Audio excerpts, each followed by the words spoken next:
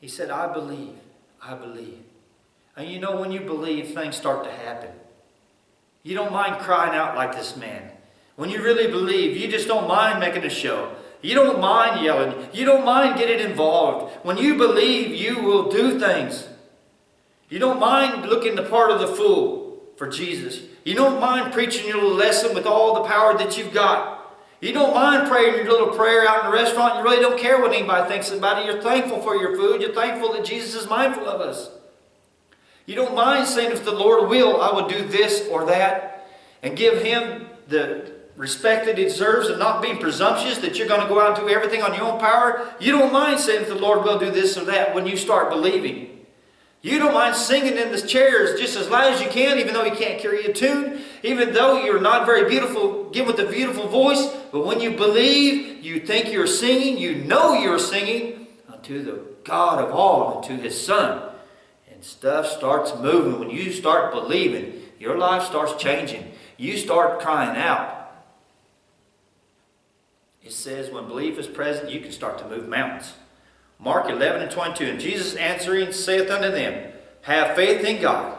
For verily I say unto you, that whosoever shall say unto this mountain, be thou removed, and be thou cast into the sea, and shall not doubt in his heart, but shall believe that those things which he hath said shall come to pass, he shall have whatsoever he saith.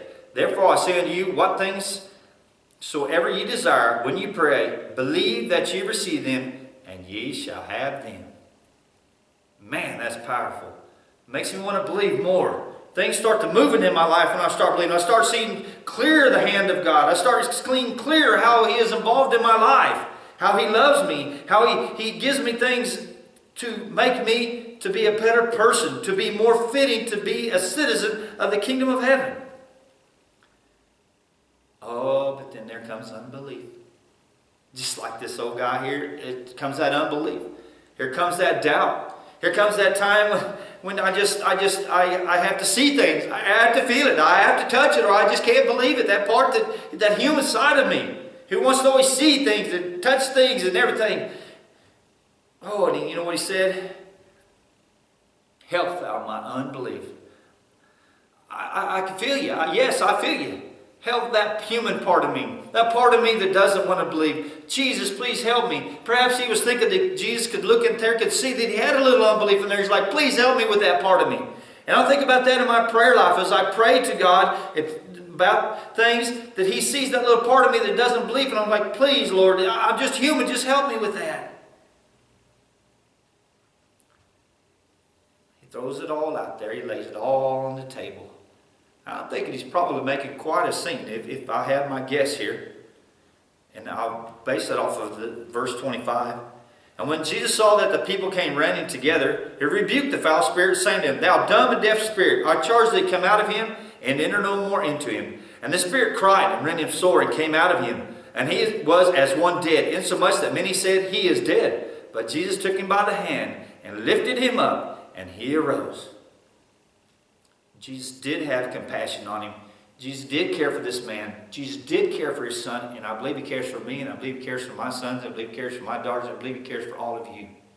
I believe if you come asking for the help, for the right help, in the right state of humility, on your knees, help thou my unbelief, I believe He will help you too. Like hey, foul spirit here? Yeah, you. Yeah, get your stuff, get your packet up, and I'm charging you, you get out. Your playtime's over. It's over. I'm all powerful, and your days are done of besetting this guy. I was just smiling when I got this up. You know, I like to see evil get whipped sometimes. I just kind of tickle me.